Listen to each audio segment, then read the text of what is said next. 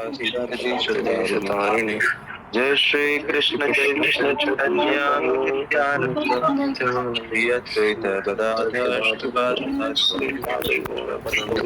हरे कृष्ण हरे Krishna Krishna Hare Hare Hare Ram Ram Hare Hare.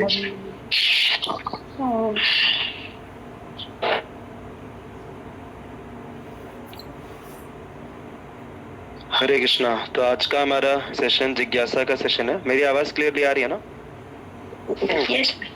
Okay. तो काफी सारे सवाल हैं, काफी सारे डिवोटीज के, so I will try my best to answer them as practical level as possible. फिर भी अगर उसमें कुछ और क्लैरिटी रह जाएगी, क्लैरिटी का नीड रहेगा, तो आप कृपया वापस से फर्दर क्वेश्चन कर सकते हैं।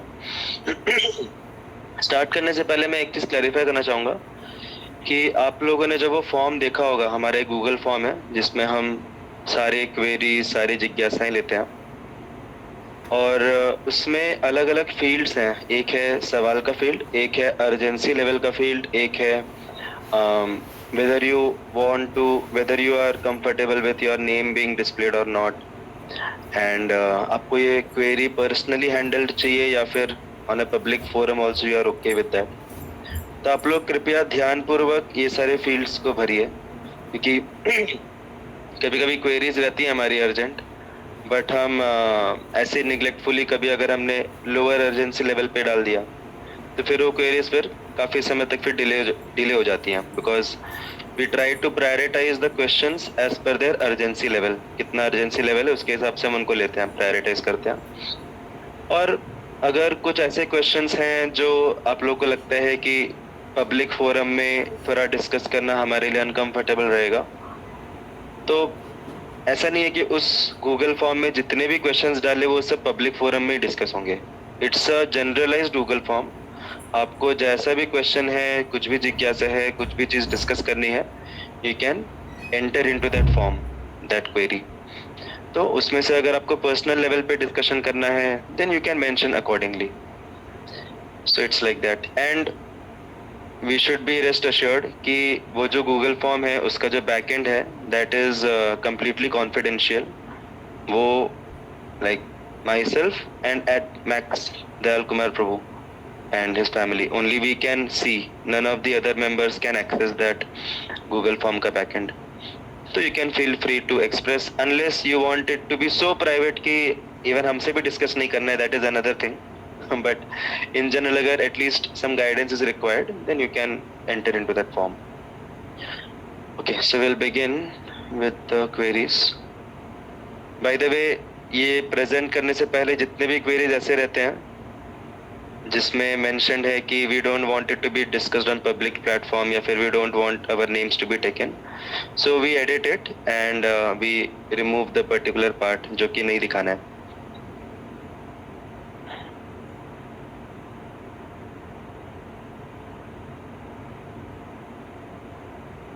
So I'll quickly share and then we'll begin.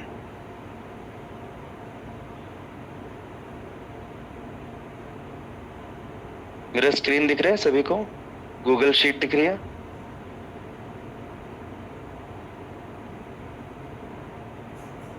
Okay. तो पहला सवाल अर्जेंसी लेवल के हिसाब से हम लेंगे तेजस प्रभु का। तो सवाल ये है कि what is the difference between material life zero and materialistic conception zero. तो यहाँ पे मटेरियल लाइफ और मटेरियलिस्टिक कंसेप्शन ऑफ लाइफ में एक फर्क होता है। उसको हिंदी में अगर हम बोले तो भौतिक जीवन और भौतिक दृष्टिकोण के साथ जीवन, इन दोनों में फर्क होता है।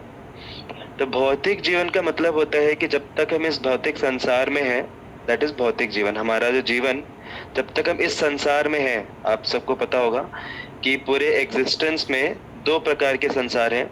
एक है भौतिक संसार, ये भौतिक जगत का संसार, और दूसरा है आध्यात्मिक संसार जिसको वैकुंठ भी बोलते हैं।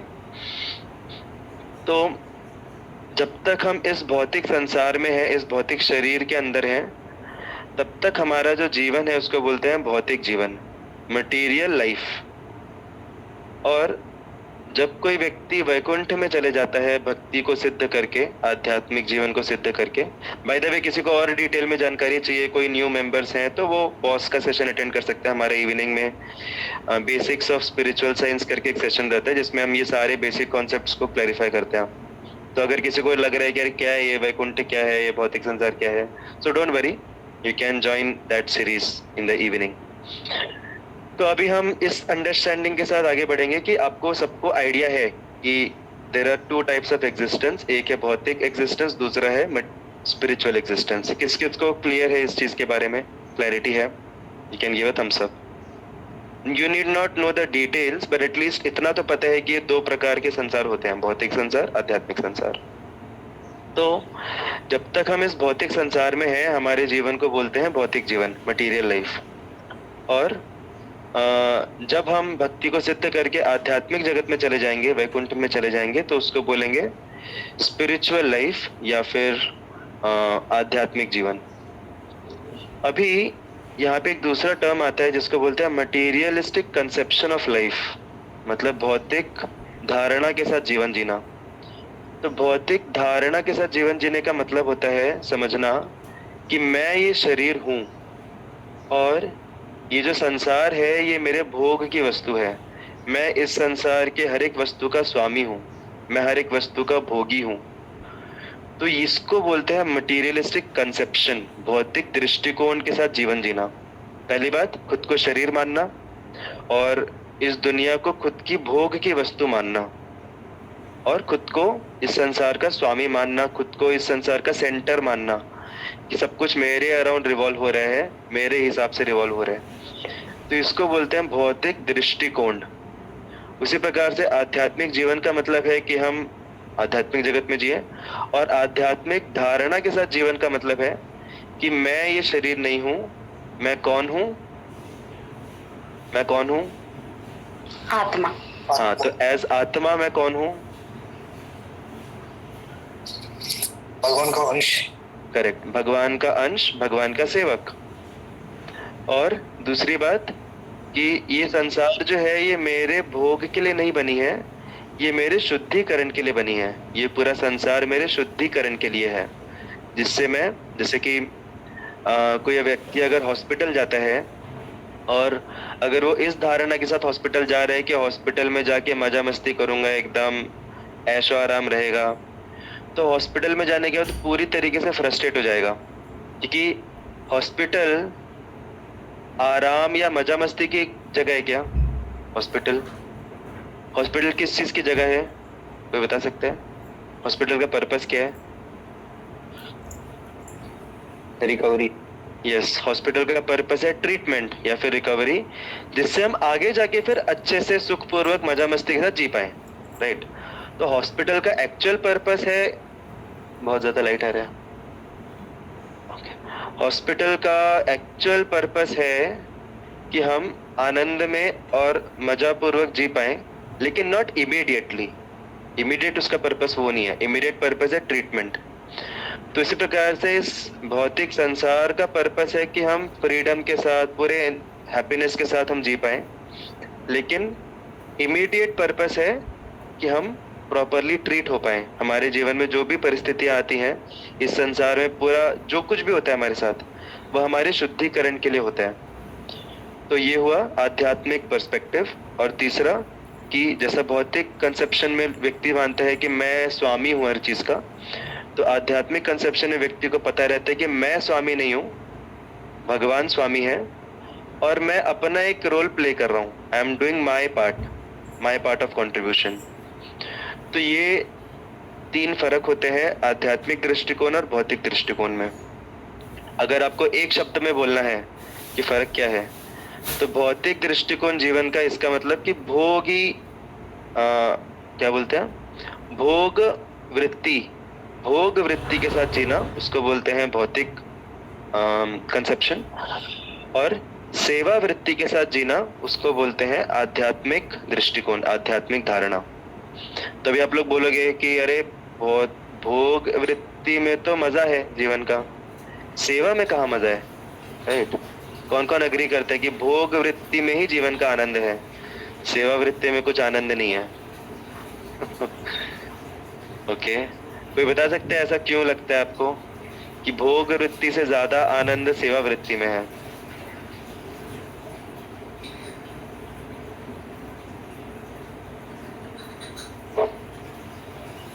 क्योंकि वो काम करके हमको खुद को आनंद मिलता है, मन का संतुष्टि मिलता है अच्छा, भगवान का सेवा करके। वही तो।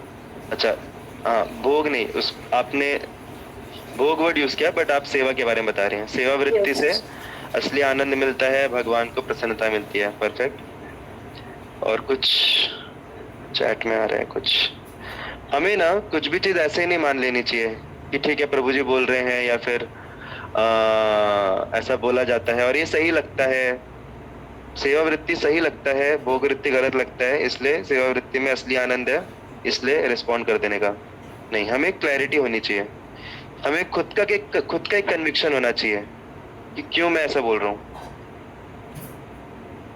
भोग इंक्रीजेस क्रेविंग, सेवा bring satisfaction. Very good, Vaishnavi माता जी हैज रिटन कि जितना भी हम भोग करें तृप्ति नहीं मिलती। मिली आज तक किसी को कभी तृप्ति भोग से? या इच्छा बढ़ते रहती है हमेशा? हमेशा इच्छा बढ़ते जाती है, जितना भोग करो उतना ज्यादा इच्छा बढ़ता है। टेम्पररीली हो सकता है कि तृप्ति मिले कुछ समय तक, लेकिन अगली बार वो इच्छा और प्रबल होके आती है। फिर तेजस्प्रु has written that cause it's our nature to serve. Correct. सेवा वृत्ति हमारा स्वभाव है एज आत्मा। और आप में से कोई ऐसा है जो बोल सकते हैं कि सेवा आपको कभी नहीं करनी पड़ती किसी की? ऐसा कोई है? नहीं, हम ना चाहे भी तो कहीं ना कहीं किसी ना किसी का सेवा करना ही पड़ेगा। सेवा के बिना हम जी नहीं सकते, चाहे जानबूझ के करें या अनजाने में करें। So that is one point कि हमारा नेचर है सेवा करना। तो जब हम सेवा वृत्ति में रहते हैं, हम अपने स्वाभाविक स्थिति में रहते हैं, इसलिए आनंद और सेटिस्फैक्शन मिलता है। और कोई कुछ बोलना चाहेगा quickly? How to understand that सेवा वृत्ति हैज मोर हैप्पीनेस? एक और फायदा होता है सेवा वृत्ति का, जो सेवक रहता है ना उसको ज्यादा टेंशन नहीं होता, जो स्वामी रहता है उसको ज्यादा टेंशन होता है। आप में से किसी को एक्सपीरियंस है? सेवक अपना काम करता है, अपना नीडफुल कर लेता है वो। जैसे आप लोग में काफी सारे लोग अलग अलग जगह पे नौकरी करते हैं, तो आपका क्या काम है? आपको जो बोला वो करने का बेस्ट। टेंशन कौन लेता है? टेंशन स्वामी लेता है। तो सेवा वृत्ति के साथ हम जब जीते हैं तो हम काफी सारे एंजाइटी से रिलीफ हमें मिलता है। हम अपना नीडफुल करते हैं, अपना बेस्ट करते हैं, बट हम पूरे तरीके से एंजाइटी स्ट्रिकन नहीं हो जाते।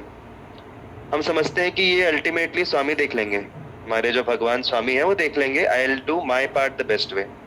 तो ये भी एक फायदा रहता है सेवा वृत्ति का।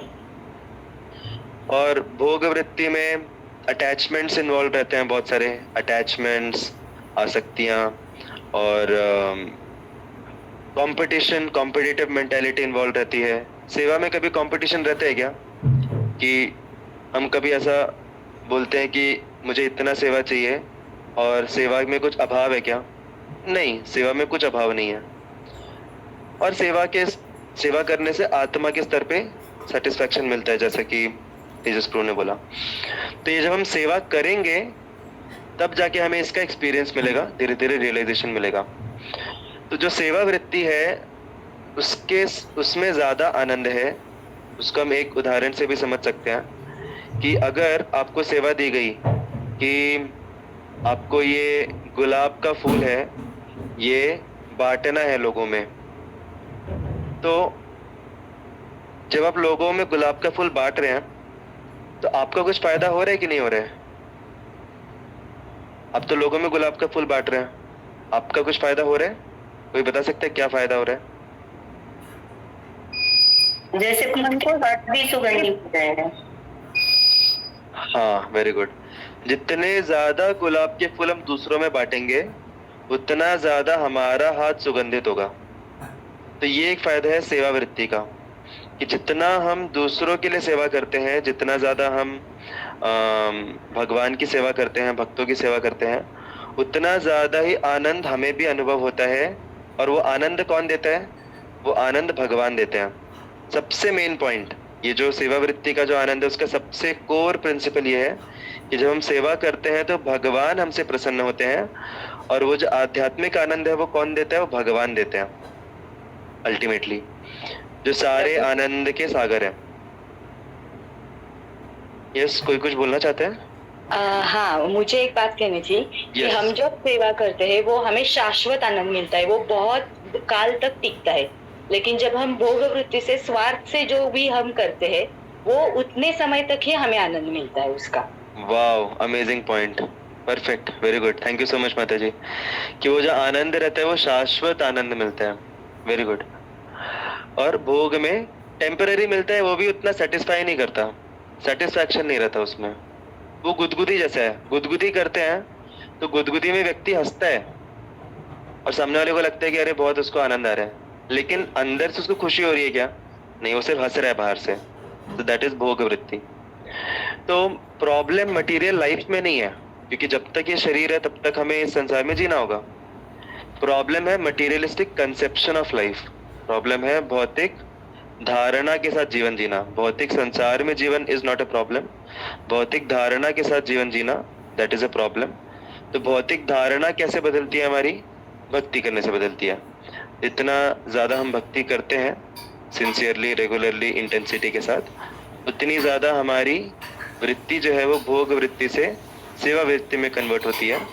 और सेवा वृत्ति के साथ कभी कुछ को लग सकता है कि सेवा वृत्ति रहेगी तो शायद हम ग्रो नहीं कर पाएंगे जीवन में, हम इररिलेवेंट हो जाएंगे सोसाइटी में। ऐसा बिल्कुल भी नहीं है। सेवा वृत्ति के साथ व्यक्ति और ज्यादा ग्रो करता है जीवन में, क्योंकि उसके पास एक हायर पर्पस रहता है ग्रो करने का। वो उससे ज्यादा कंट्रीब्यूट करता है, भोग वृत्ति वाले व्यक्ति से ज्यादा कंट्रीब्यूट करता है, क्योंकि एक हायर पर्पस रहता है और वो सेल्फलेस और एंजाइटी फ्री मोड में वो कार्य करता है। So that is the difference between material. तो हमें मटेरियल लाइफ को जीरो नहीं करना है, हमें अपने जॉब को, अपने हेल्थ केयर को, अपने रिलेशनशिप्स को जीरो नहीं करना है। हमें सिर्फ दृष्टिकोण बदलना है। हमें सिर्फ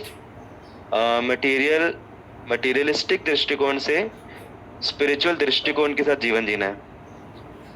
तो पेरेंटिंग के केस में मटेरियलिस्टिक दृष्टिकोण क्या होगा कि ये मेरे बच्चे हैं, ये मेरी क्यों नहीं सुन रहे, राइट? मैं इनका स्वामी हूँ, मैं इनका भोक्ता हूँ, राइट?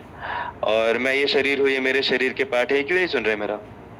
वही पेरेंट्स जब सेवा वृत्ति के साथ डील करेंगे तो वो भी गुस्सा होंगे, वो भी समझाएंगे, सब कुछ करेंगे, वो करेक्शन देंगे, लेकिन एक सेवा भाव के साथ देंगे कि क्यों हम करेक्शन दे रहे हैं, क्योंकि उसके लिए वो बेनिफिशियल है।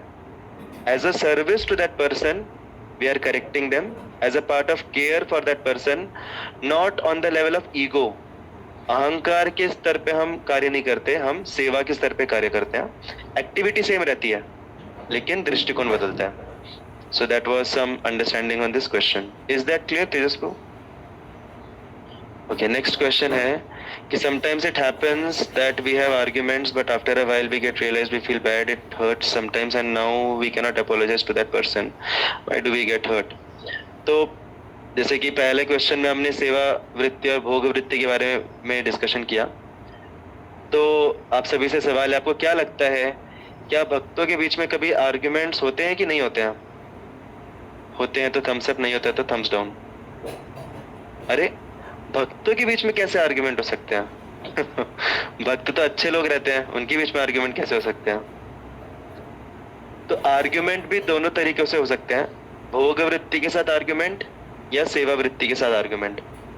कोई बता सकता है क्या फर्क हो सकता है भोग वृत्ति के साथ आर्ग्यूमेंट में और सेवा वृत्ति के साथ आर्ग्यूमेंट में? Argument by the way, yes please. नहीं प्रभु जी, मैं बोल रही थी भोग वृत्ति के साथ जब आर्ग्यूमेंट होता है तो जो आर्ग्यू करता है उसका होता है कि मैं बराबर हूँ, मेरा सही है, उसका ईगो बीच में आता है। बट जब हम भक्त जब आर्ग्यू करते हैं तो आई थिंक वो डिस्कस करते हैं, इंस्टेड ऑफ उनका ईगो बीच में नहीं आता है, बट वो डिस्कस करते हैं उस पॉइंट पे कि क्या सही हो सकता है, या उनका अप्रोच कैसा है, उनका दृष्टिकोण कैसा है। तो वो दृष्टिकोण भी अलग अलग होता है, उसके कारण वो डिस्कशन होता है। बट या परफेक्ट पॉइंट। तो आपने हमारे मीटिंग का टाइम बचा लिया, क्योंकि मुझे अभी ये सब डिस्क्राइब नहीं करना पड़ेगा. You have completely explained it very nicely. तो एक ही फर्क है भोग वृत्ति के साथ आर्ग्यूमेंट में और सेवा वृत्ति के साथ आर्ग्यूमेंट में. आर्ग्यूमेंट बाय द वे क्या बोलते हैं हिंदी में? वाद विवाद. राइट, वाद विवाद. झगड़ा नहीं बोलेंगे, झगड़ा मीन्स फाइट. भोग वृत्ति में स्वामी लगता है उनको, अपने आप को वो खुद स्वामी समझते हैं, और सेवा वृत्ति में दासानुदास. Exactly, very good. तो भोग वृत्ति में जो आर्ग्यूमेंट होता है, वाद विवाद होता है, उसका आधार होता है ईगो. कि ईगो का मतलब दो चीजें. पहली बात कि मेरे ओपिनियंस के अगर कोई विपरीत जाता है तो हम वाद विवाद करते हैं, या फिर मेरे विपरीत कोई जाता है तो हम वाद विवाद करते हैं. या तो मेरे विपरीत जाए या फिर मेरे ओपिनियंस के विपरीत जाए तो हम वाद विवाद करते हैं. और सेवा वृत्ति में ईगो मैटर नहीं करता, प्रिंसिपल मैटर करता है. कि प्रिंसिपल क्या है, प्रिंसिपल क्या सही है क्या गलत है, हमको लगता है कि हमारा सही है. तो इसमें 3-4 कैटेगरीज रहते हैं. एक पॉसिबिलिटी रहता है कि हो सकता है सामने वाला व्यक्ति सही हो, हम गलत हो. Quite possible. जरूरी है क्या हमेशा हम ही सही रहेंगे? हमें लगता है कि हमेशा हम सही हैं, लेकिन इट्स क्वाइट पॉसिबल कि हो सकता है दूसरे वाला सही हो व्यक्ति. तो जो भोग वृत्ति के साथ करेगा वो सुनने को ही तैयार नहीं होगा. भाई तुमने अलग बोला मतलब तुम गलत ही हो और मैं ही सही हूँ. दैट इज द ईगोसेंट्रिक वाद विवाद. दूसरा कैटेगरी हो सकता है कि हो सकता है दोनों सही हो, मैं भी सही हूँ वो भी सही हूँ, लेकिन दोनों अलग अलग तरीके से सही हो. राइट, हो सकता है. There in some situations there can be multiple rights also. तो उसमें proper approaches to find a win win kind of situation, win win solution. आप लोगों में किसने सुना है ये पहले भी कभी? Win win, win lose, lose win, lose lose approach. तो ऐसा अप्रोच जिसमें हमारे भी ओपिनियन का कुछ पॉइंट हो, उनके भी ओपिनियन का कुछ पॉइंट हो. मीडिएशन वाला तरीका, मिडल वे उसको बोलते हैं. विन विन, हम दोनों में से कोई भी हार नहीं रहा है, दोनों का एक रिकंसाइलेशन हो रहा है. तो वो दूसरे केस में. तीसरे केस में हो सकता है कि हम सच में सही हो और सामने वाला सच में गलत हो. That is also quite possible. तो उसमें we have a right to present our opinions and defend our opinions. But ultimately हम फाइट या फिर जो भी आर्ग्यू क्यों कर रहे हैं, उस ओपिनियन के लिए हम फाइट कर रहे हैं, उस प्रिंसिपल के लिए हम आर्ग्यू कर रहे हैं, without having any personal emotions and feelings involve. और अल्टीमेटली अगर हमारे अग्री होते हैं हमारे पॉइंट के साथ, वेल एंड गुड. नहीं होते हैं, we can try our best, but then ultimately we understand कि भगवान इज द स्वामी. So we do our best and leave the rest. So these are the 3 cases possible. तो पहली बात तो हमें सत्वगुण में रहना चाहिए. जितना ज़्यादा हम सत्वगुण में रहेंगे उतना ज़्यादा ये ईगो सेंट्रिक आर्ग्यूमेंट्स, वाद विवाद नहीं होंगे. अभी सत्वगुण में रहने का मतलब क्या होता है? सत्वगुण में रहने का मतलब एक तो होता है सात्विक लाइफस्टाइल, सात्विक जीवन शैली. दूसरा एक मतलब रहता है सत्वगुण का कि हम चीज़ों को प्रोएक्टिवली करें. प्रोएक्टिवली किसी को पता है क्या होता है meaning? What is the meaning of proactiveness? Proactiveness को हिंदी में क्या बोलेंगे? समय रहते हुए या पहले ही. जितना ज़्यादा हम चीज़ों को पहले ही करते हैं, we पहले ही is not a very best word for proactiveness. Proactiveness is a very good concept.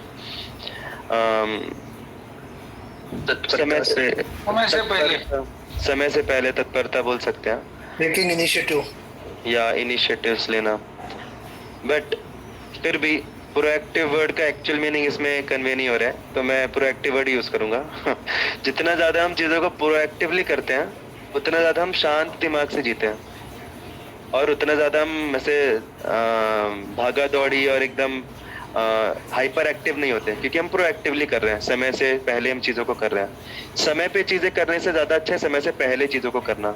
हम क्वालिटी एग्जाम से पहले स्टडी करना. एग्जाम से पहले स्टडी नहीं करना, एग्जाम से बहुत पहले स्टडी करना. एग्जाम से पहले, जस्ट पहले भी स्टडी करते हैं कुछ लोग, रात पहले, एक रात पहले. तो या तो प्रोएक्टिवनेस का एक पॉइंट ये है कि हम चीज़ों को समय से पहले करते जाए जिससे हम थोड़ा कूल माइंड से रहें, हम ज़्यादा हाइपर एक्टिव ना हो। दूसरा एक प्रोएक्टिवनेस का एक इम्पॉर्टेंट प्रिंसिपल है कि हम रिलेशनशिप्स में इन्वेस्ट करें। हमारे जो भी लोग हैं आसपास के, हम ये नहीं सोचे कि जब सिचुएशन आएगी तब हम कैसे डील करेंगे।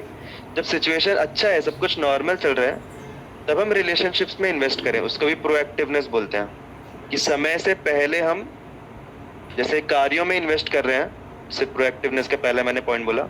दूसरी तरीके से दूसरा पॉइंट है कि हम रिलेशनशिप्स में इन्वेस्ट करें, गिफ्ट्स करें। जैसे हमारे शास्त्र बताते हैं, ददाति प्रतिगृणाति गुह्यम आख्याति पृच्छति भुंक्ते भोजयते चैव षड्विधा प्रीति लक्षणम, कि साथ में आके कुछ करना, डिस्कशन करना, टाइम स्पेंड करना। साथ में टाइम स्पेंड करना लोगों को लगता है सिर्फ टाइम पास होता है, ऐसा नहीं है। जब हम टाइम स्पेंड करते हैं साथ में, then we are investing in our relationships.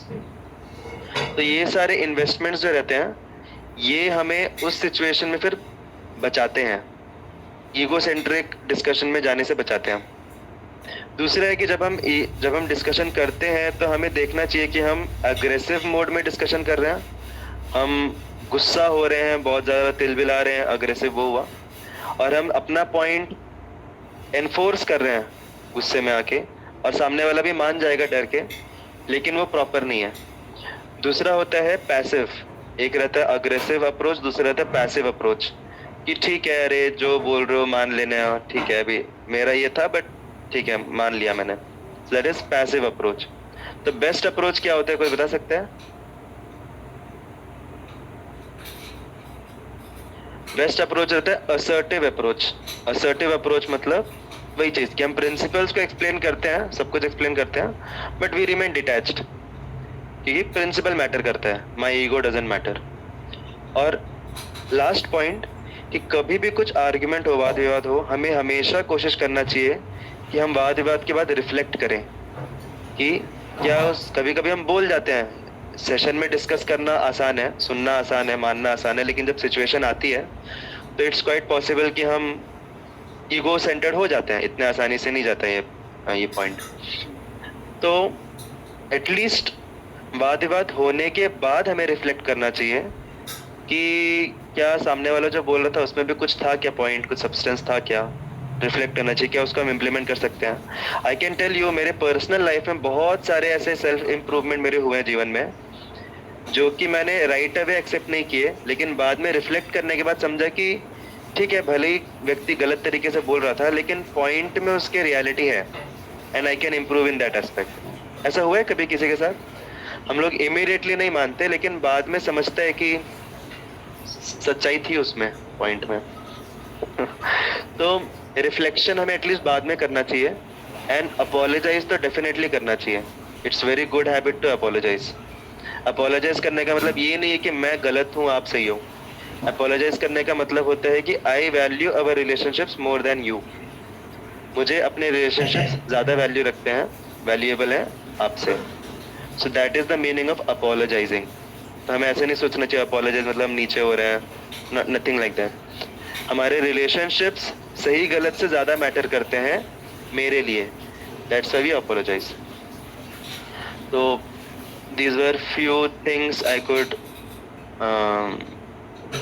think of in this regard. तो अपोलोजाइज तो करना चाहिए, और हर्ट तब होता है जब हम ईगो सेंट्रिक वाद विवाद करते हैं, तब जाके फिर वो हर्ट होता है आगे चल के। हरे कृष्णा। इट्स 7:29।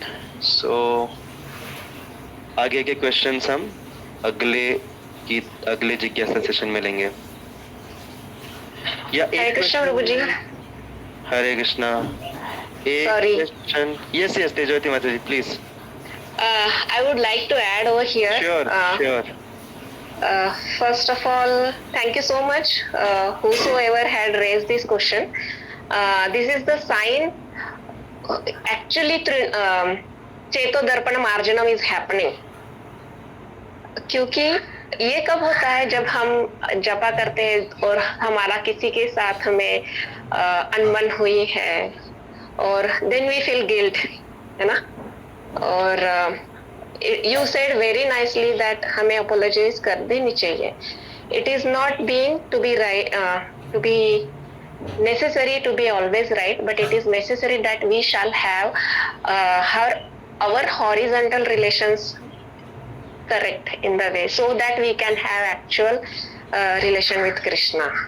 और जब हम करते हैं, ठीक है, मेरी गलती नहीं है, फिर भी मुझे माफ करना है, या फिर मुझे माफी मांगनी है, तभी जाके तो कृष्णा मुझे माफ कर पाएंगे ना. अगर मैं माफ नहीं कर पाऊंगी तो कृष्णा मुझे कैसे माफ करेंगे? This is what I feel. तो thank you so much for bringing this point, and I'm happy that I am with such devotees कि वो सब मतलब वो ये लेवल पे बात कर रहे हैं, वो ये लेवल पे प्रोग्रेस कर रहे हैं, और उनके साथ मेरा भी शायद थोड़ा प्रोग्रेस हो जाए. Thank you. हरी बोल, जय हो. थैंक यू सो मच माता जी. आप लोगों के एसोसिएशन से हम सबका प्रोग्रेस हो रहा है. So very important spiritual dimension माता जी added कि अगर हम माफ नहीं करेंगे लोगों को तो कृष्णा हमें, हम भी expect Krishna to forgive us. और ऐसा नहीं कि हम लोग एकदम परफेक्ट हैं, right? So we should also forgive others.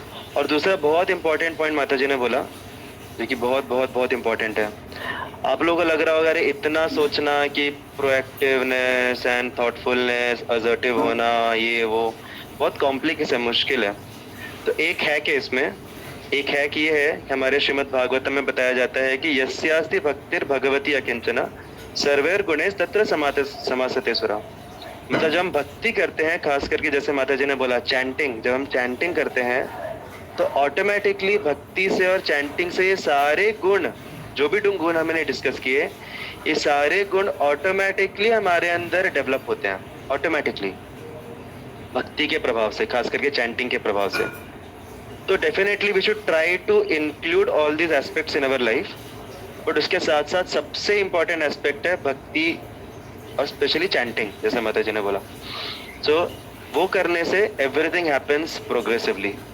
So thank you so much माता जी for adding this valuable point. Hare Krishna. Hare Krishna. Shrimad Bhagavad Gita की जय. श्रील प्रभुपाद की हरे कृष्णा. हरे कृष्ण. हरे कृष्ण.